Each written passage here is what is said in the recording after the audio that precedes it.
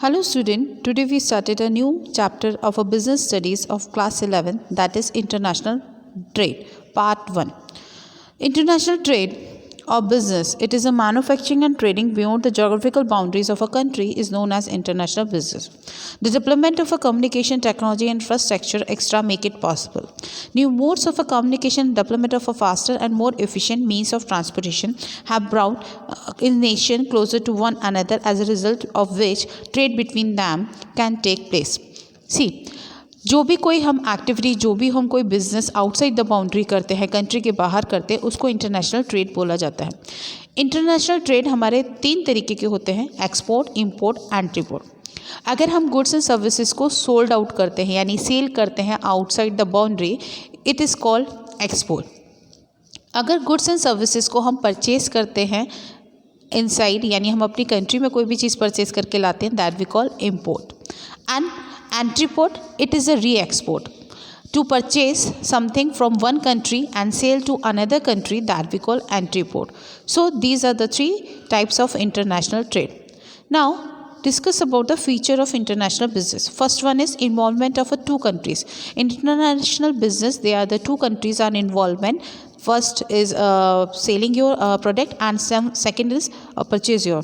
Next second payment in a foreign currency. जो भी payments आपका होता है वो सब आपके फॉरेन करेंसी का यूज़ होता है, चाहे आप एक्सपोर्ट करो या इंपोर्ट करो। Third, legal procedure.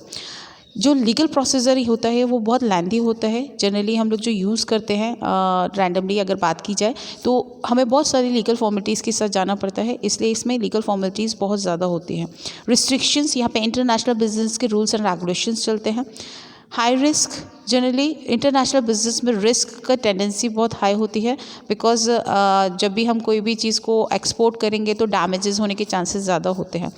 Different languages, international business में जो लैंग्वेजेस का यूज़ किया जाता है वो डिफरेंट लेवल पे यूज़ किया जाता है। So these are the feature of international business. Now we discuss why do we international business do, what is the reason behind it. First is productive quality. Generally हमारे यहाँ हर country में अपनी अपनी एक यूएफसी होती है, यानी सबका एक यूनिक पार्ट होता है। सबके यहाँ पर प्रोडक्शन जो लेवल होता है सबका अलग अलग होता है। हमारी कंट्री में जैसे स्पाइसेस बहुत अच्छी होती है, किसी के यहाँ कुछ और अच्छा होता है, तो सबकी प्रोडक्टिव क्वालिटी अलग अलग है, जिसकी वजह से हमें क्या करना पड़ता है, इंपोर्ट करना पड़ता है। हमारे पास जो चीज़ अच्छी नहीं हम दूसरी कंट्री से मंगाते हैं, इसलिए इंटरनेशनल बिजनेस करते हैं। स्कैटर्ड नेचुरल रिसोर्सेज, हमारे यहाँ पे नेचुरल रिसोर्सेज इक्वल नहीं है, अनइक्वल है। किसी के पास माइंस बहुत ज़्यादा है, किसी के पास नेचुरल रिसोर्सेज बहुत ज़्यादा है, किसी के यहाँ पे फॉरेस्ट बहुत ज़्यादा है। तो अनइक्वल डिस्ट्रीब्यूशन की वजह से भी हमें चीज़ों को एक्सपोर्ट और इंपोर्ट करना पड़ता है। तो इंटरनेशनल बिजनेस इस चीज़ के लिए भी बहुत ज़रूरी है। Factors of production, mobility of factors. Generally factors of mobility, हमारे यहाँ पर इंडियंस के लोग बाहर जाके काम करते हैं, तो काम क्यों करना चाहते हैं, क्योंकि अर्निंग बहुत अच्छी है। तो फैक्टर्स ऑफ मोबिलिटी की वजह से भी इंटरनेशनल बिजनेस हमें करना पड़ता है। ऑपरेटिंग कॉस्ट भी बहुत डिफरेंट होती है, अलग अलग जगह पे है। जहाँ पे बहुत ईजिली चीज़ें मिल जाएँ वहाँ पर हमें सेटिंग कॉस्ट कम लगेगी, जहाँ नहीं मिलेगा तो वहाँ महंगा पड़ेगा, इसकी वजह से भी इंटरनेशनल बिजनेस करते हैं। परफेक्ट प्रोडक्शन, हर जगह पर जो प्रोडक्शन होता है लेवल आउटपुट जो होता है वो ज़्यादा नहीं होता, कम होता है, इसकी वजह से भी हमें इम्पोर्ट या एक्सपोर्ट करना पड़ता है। दूसरा, जो भी हम ट्रेड आइडियाज़ लेते हैं, हमारे पास इतने वेल क्वालिफाइड लोग नहीं है तो हमें बाहर से टीम को हायर करना पड़ेगा। तो ये सब चीज़ों की वजह से हमें क्या करना पड़ता है, इंटरनेशनल बिजनेस करना पड़ता है।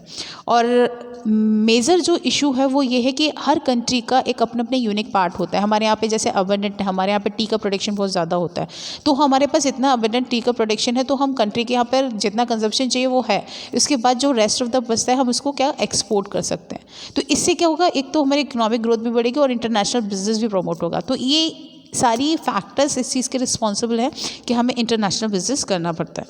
Now we discuss about differentiate between internal trade and external trade. See, first point is the meaning. Trade within the geographical limits of a country in internal trade, and external trade beyond the geographical limit of a country. Next, countries involved. Internal trade, only one country is involved, and external trade, there are 2 countries are involved. Internal trade, risk is less. External trade, risk is high. Currency use, home currency used in internal trade. External trade, foreign currency is used. Procedure involved, no long procedure involved in internal trade. Long procedure and many formalities are involved in external trade. Made of payment, cash और cheque involve in internal trade. External trade में bills of exchange and banks are use in external trade. Legal rules and regulation, national laws are followed in internal trade and external trade में international laws चलते हैं. Mode of transport, road and railways चलते हैं आपके internal trade में. Airways and sea port चलते हैं आपके एक्सटर्नल ट्रेड में. कॉस्ट इन्वॉल्व होती है, ऑपरेटिंग कॉस्ट कम लगती है इंटरनल ट्रेड में और हाई ऑपरेटिंग कॉस्ट लगती है एक्सटर्नल ट्रेड में. जो इफेक्ट ऑफ फॉरेन रिजर्व होता है, इंटरनल ट्रेड का कोई इफेक्ट नहीं होता क्योंकि कोई भी फॉरेन करेंसी में डील ही नहीं करते इंटरनल ट्रेड में. बट एक्सटर्नल ट्रेड में फॉरेन रिजर्व पे इफेक्ट पड़ता है क्योंकि यहाँ पे फॉरेन करेंसी का इन्वॉल्वमेंट होता है. So these topics are conclude in that. After part 2 there are so many topics are discussed there. So if you have any query related to these topic, please mention on the ERP student. Thank you so much.